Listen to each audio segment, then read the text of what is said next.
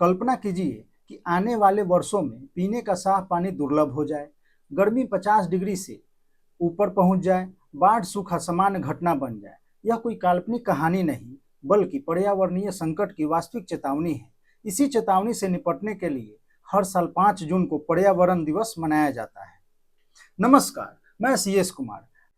आज पूरे विश्व में विश्व पर्यावरण दिवस मनाया जा रहा है। इसकी शुरुआत 1972 ईस्वी में हुई थी। यह निर्णय यूनाइटेड नेशंस द्वारा आयोजित United Nations conference on human environment में लिया गया था। यह पर्यावरण पर दुनिया का पहला बड़ा सम्मेलन स्टॉकहोम में हुआ। यह दिवस पहली बार आधिकारिक तौर पर 5 जून 1973 को केवल एक पृथ्वी के नारे के साथ मनाया गया था। इसका उद्देश्य दुनिया भर के लोगों को पर्यावरण के प्रति जागरूक करना और प्रकृति की रक्षा के लिए प्रेरित करना था। इस साल के थीम प्रकृति से प्रेरित जलवायु के लिए हमारे भविष्य के लिए है और इस अभियान का नारा नाउ फॉर क्लाइमेट यानी जलवायु के लिए अभी। इस साल का पूरा ध्यान जलवायु परिवर्तन पर है। पृथ्वी हमें जो लगातार संकेत दे रही है, जैसे अत्यधिक गर्मी, बेमौसम मौसम का बदलना, समुद्री जल स्तर का बढ़ना, जैव विविधता का नुकसान, वायु एवं जल प्रदूषण मानव स्वास्थ्य को नुकसान पहुंचा रहे हैं। प्लास्टिक प्रदूषण समुद्री जीवों के लिए खतरा बन रहा है। उन्हें समझते हुए तुरंत कदम उठाने और स्वच्छ ऊर्जा को अपनाने पर जोर दिया जा रहा है। मेजबान देश की बात करें तो इस साल वैश्विक कार्यक्रम की मेजबानी बाकू अजरबैजान कर रहा है। अजरबैजान इस दिन के जरिए हरित विकास और सिंगल यूज प्लास्टिक को कम करने की वकालत कर रहा है। यह दिन केवल भाषणों तक सीमित नहीं है, बल्कि यह आम जनता, सरकारों और बड़ी कंपनियों को पर्यावरण के प्रति अपनी जिम्मेदारी याद दिलाने का माध्यम है। इस दिन दुनिया भर में पेड़ लगाए जाते हैं और नदियों और तालाबों की सफाई के लिए अभियान चलाए जाते हैं। हमें पता है कि प्रकृति कभी बदला नहीं लेती, वह सिर्फ खुद को संतुलित करती है और जब वह संतुलित होती है तो इंसान के घर उजड़ जाते हैं।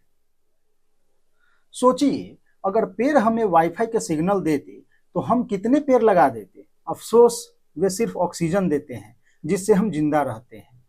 भारत की समृद्ध परंपरा और संस्कृति का प्रकृति से जुड़ाव है। भारत में पर्यावरण संरक्षण कोई आधुनिक विचार नहीं है, बल्कि यह हमारी संस्कृति का हिस्सा है। वेदों और उपनिषदों में पेड़ पौधों, नदियों, गंगा यमुना और पर्वतों को पूजनीय माना गया है। वसुधैव कुटुंबकम, भारत की पूरी धरती ही एक परिवार है कि विचारधारा पर्यावरण संरक्षण के वैश्विक प्रयासों को मजबूती देती है। एक बड़ी आबादी वाला देश होने के कारण हमारे सामने कुछ गंभीर चुनौतियां भी हैं। दिल्ली NCR सहित देश के बड़े बड़े शहरों में सर्दियों और गर्मियों में वायु गुणवत्ता का खराब होना एक बड़ी समस्या है। भूजल का गिरता स्तर, प्रमुख नदियों में बढ़ता प्रदूषण एक चिंता का विषय है।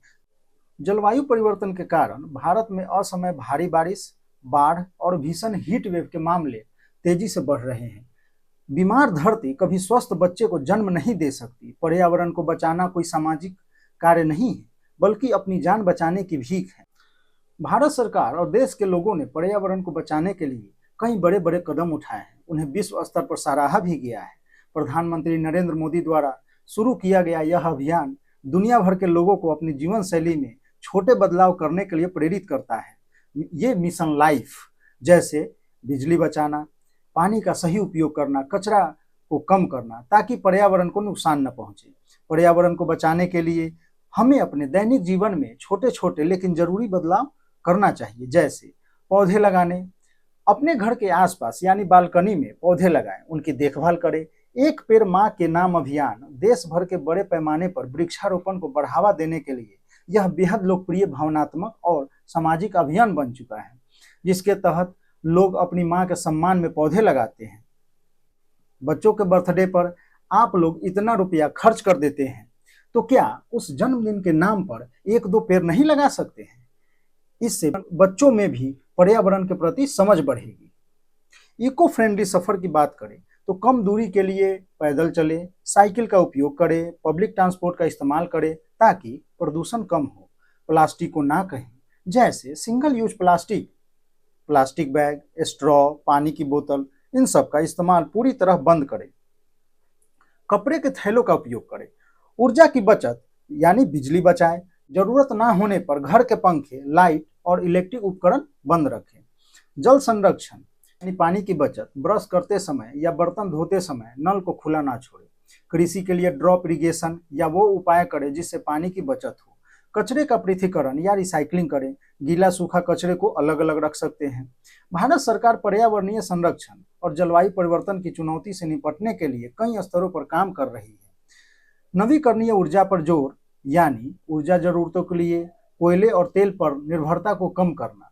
राष्ट्रीय सौर मिशन के तहत पीएम कुसुम योजनाएं चलाई जा रही है, जिससे किसानों को खेतों में सोलर पंप लगाने के लिए सब्सिडी मिलती है। राष्ट्रीय हरित हाइड्रोजन मिशन, भविष्य के लिए स्वच्छ ऊर्जा ईंधन तैयार करने के उद्देश्य से इस मिशन को शुरू किया गया था, ताकि भारी उद्योगों और परिवहन से होने वाले कार्बन उत्सर्जन को शून्य किया जा सके। शहरी प्रदूषण को कम करने के लिए सरकार वाहनों की तकनीक बदल रही है। फेम योजना के तहत इलेक्ट्रिक वाहनों, टू व्हीलर, कार, कमर्शियल गाड़ियों की खरीद पर सब्सिडी दी जाती है, जिससे लोग डीजल पेट्रोल छोड़कर ई व्हीकल अपनाएं। देश के कई प्रमुख शहरों में सार्वजनिक परिवहन के लिए तेजी से इलेक्ट्रिक बसें उतारी जा रही है। पेट्रोल में प्रदूषण को कम करने के लिए उनमें गन्ने और अनाज से बने इथेनॉल को मिलाने की लक्ष्य तेजी से पूरा किया जा रहा है। देश के वन क्षेत्र को बढ़ाने और जीवों के संरक्षण के लिए विशेष नीतियां बनाई गई हैं। शहरों में कंक्रीट के जंगलों के बीच प्राकृतिक हरियाली विकसित करने के लिए देश भर के शहरी इलाकों में नगर वन बनाए जा रहे हैं। भारत के दलदली इलाकों और समुद्री तटीय इलाकों में मैंग्रोव वनों के संरक्षण के लिए यह विशेष अभियान चलाया जा रहा है। प्रोजेक्ट चीता और बाघ संरक्षण के जरिए विलुप्त हो चुके जीवों को वापस बसाने और वन्य जीवों के प्राकृतिक आवासों को सुरक्षित करने पर बड़ा निवेश किया जा रहा है। परंपरागत कृषि विकास योजना के तहत रासायनिक खादों और कीटनाशकों के बजाय जैविक खेती और प्राकृतिक खेती को बढ़ावा दिया जा रहा है, जिससे मिट्टी की उपजाऊ क्षमता बची रहे। स्वच्छ भारत मिशन 2.0 का मुख्य ध्यान शहरों के कचरों के पहाड़ों को पूरी तरह से खत्म करना है और कचरे से ऊर्जा बनाने पर जोर है। एक्सटेंडेड प्रोड्यूसर रिस्पॉन्सिबिलिटी नियम के तहत प्लास्टिक और इलेक्ट्रॉनिक सामान बनाने वाली कंपनियों के लिए यह अनिवार्य कर दिया गया है कि वे बेकार हो चुके प्रोडक्ट्स को बाजार से वापस इकट्ठा कर रिसाइकिल करें। अंत में, प्रकृति के बिना इंसान का कोई अस्तित्व नहीं है, लेकिन इंसान के बिना यह प्रकृति और सुंदर हो जाएगी। फैसला हमारा है कि हमें रहना है या मिटना है। पर्यावरण संरक्षण केवल सरकारों की जिम्मेदारी नहीं है, हर व्यक्ति का छोटा प्रयास भी बड़ा परिवर्तन ला सकता है। याद रखिए, पृथ्वी हमारे पूर्वजों से विरासत में नहीं मिली, बल्कि हमने इसे आने वाली पीढ़ियों से उधार लिया है।